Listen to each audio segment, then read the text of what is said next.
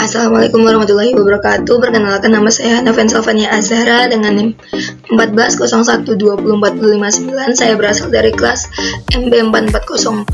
Di sini saya akan menjelaskan bagaimana sewa guna usaha atau leasing. Yang sewa guna usaha atau leasing ini terbagi dalam 6 poin. Yang pertama ada pengertian, yang kedua ada pihak yang terlibat, yang ketiga ada proses dan mekanisme, yang keempat ada jenis-jenis, yang kelima ada keuntungan dan kerugian, dan yang terakhir ada perhitungan.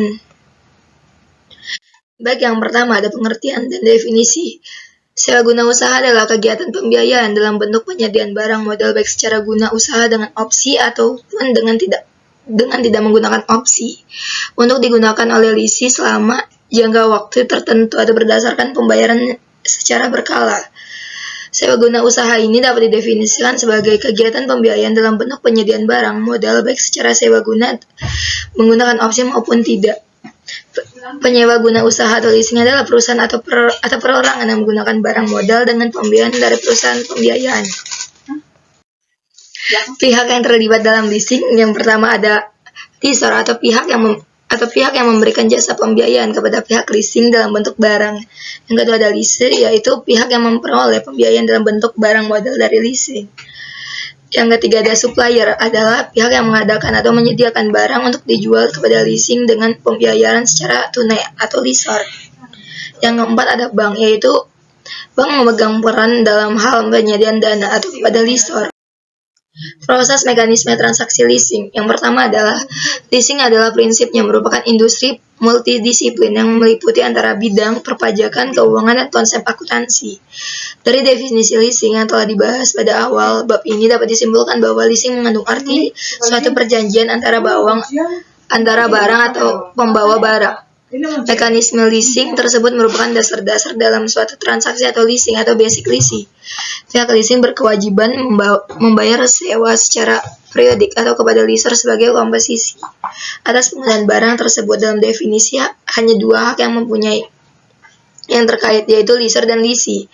Padahal dalam praktiknya pihak supplier merupakan pihak yang terlibat dalam suatu mekanisme transaksi leasing. Baik, ke jenis sewa guna usaha. Yang pertama ada sewa guna usaha pembiayaan atau financial leasing. Dalam sewa guna usaha ini perusahaan sewa guna adalah pihak yang membiayai penyediaan barang modal. Maksudnya di sini adalah penyewa guna usaha biasanya memiliki barang atau memilih barang modal yang dibutuhkan atas nama perusahaan. Sebagai pemilik barang modal melakukan pemesanan, pemeriksaan, serta pemeliharaan barang modal yang menjadi suatu objek transaksi sewa guna usaha. Selama masa sewa guna usaha berjalan, penyewa guna usaha melakukan pembayaran secara berkala yang jumlah seluruhnya ditambah dengan nilai sisa yang ada, yang akan mencakup pengembalian barang, perolehan barang, dan biaya serta bunga yang didapatkan. Yang kedua ada sewa guna usaha biasa atau operating lease. Dalam sewa guna usaha ini, perusahaan sewa guna membeli barang modal dan selanjutnya menyewakan usaha-usahanya kepada penyewa guna. Jumlah penyewa guna atau sewa guna usaha biasanya berkala, tidak mencakup jumlah biaya yang dikeluarkan untuk memperoleh barang modal tersebut. Yang ketiga ada sewa guna usaha penjualan, yaitu sales type lease. Sewa guna usaha ini merupakan pembiayaan sewa guna secara langsung yang dalam jumlah transaksinya termasuk laba yang dapat diperhitungkan oleh pabrik dan penyalur yang merupakan perusahaan sumber daya sewa guna usaha. Yang keempat ada sewa guna usaha berbagi, yaitu transaksi sewa guna usaha jenis melibatkan setidaknya 3 pihak, yakni penyewa usaha, perusahaan sewa guna, dan kreditur jangka panjang. Keuntungan dan kerugian sewa guna. Yang pertama ada tambahan sumber dana. Yang pertama, dengan sewa guna usaha, penggunaan peralatan atau modal dapat diperoleh tanpa mengeluarkan uang seperti halnya dengan cara membeli barang. Yang kedua ada kemampuan memperoleh pinjaman. Sebagai tambahan sumber dana, penggunaan cara sewa guna usaha sebagai pembiayaan tidak akan menurunkan kemampuan perusahaan untuk memperoleh pinjaman karena sewa guna usaha dinyatakan secara terbuka. Yang ketiga ada perlindungan terhadap inflasi. Dalam perekonomian yang dilanda cara pembiayaan sewa guna usaha atas peralatan atau barang modal dengan kontrak hanya berdasarkan yang berlaku pada hari ini, atau pembayaran atau cicilan untuk masa depan, untuk masa yang akan datang merupakan cicilan atau angsuran yang ditetapkan pada kontrak yang sudah ditutup. Yang keempat ada pembayaran cicilan, yaitu di mana pembayaran bisa diangsur. Yang kelima ada anggaran, yang di mana pembelian atas peralatan atau barang modal yang tidak ada dalam rencana anggaran dapat pembelian atas peralatan atau barang modal tidak ada dalam rencana anggaran atau dalam perusahaan modal dapat diperoleh melalui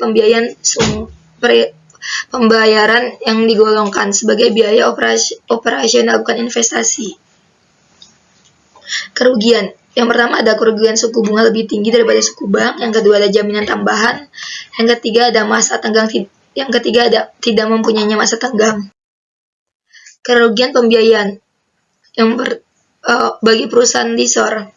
Yang pertama ada risiko terhadap melekatnya pada peralatan atau barang modal itu sendiri.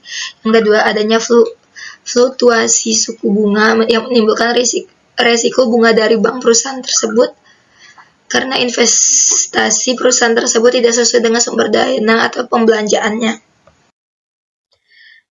Penggolongan perusahaan leasing. Penggolongan perusahaan leasing terdapat 3. Yang pertama independent leasing company, yaitu perusahaan leasing yang memiliki jenis mewakili sebagai besar dari industri leasing. Perusahaan ini memiliki tipe sendiri, independen dari supplier yang mungkin dapat sekaligus sebagai pihak produsen barang dan dapat memenuhi kebutuhan barang modal nasabah tersebut. Yang kedua ada captive resort, yaitu merupakan mendirikan perusahaan leasing ini sendiri untuk membiayai produk-produknya. Hal ini dapat terjadi apabila pihak supplier berpendapat bahwa dengan menyediakan supplier atau manufaktur resort independen atau pembiayaan leasing sendiri akan dapat menimbulkan kemampuan penjualan melebihi tingkat penjualan dengan menggunakan pembiayaan tradisional. Yang ketiga ada leasing broker dan packager.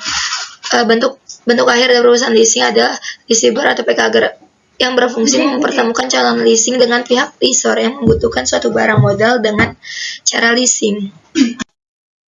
Jadi kesimpulannya adalah dengan semakin berkembangnya dunia bisnis, maka semakin banyak perusahaan yang terjun ke dunia bisnis. Dengan semakin banyaknya perusahaan yang terjun, maka perusahaan membutuhkan kebutuhan modal dan dana yang harus dipenuhi oleh perusahaan. Hal tersebut mendorong industri bisnis yang bergerak dalam bidang pembiayaan disebut dengan lembaga pembiayaan. Leasing termasuk ke dalam salah satu lembaga pembiayaan karena leasing tersebut membantu usaha dengan menyediakan modal yang menjaminkan suatu barang. Baik, hanya itu presentasi yang dapat saya sampaikan. Bila ada kesalahan kata mohon dimaafkan. Wabillahi taufiq wal hidayah. Wassalamualaikum warahmatullahi wabarakatuh.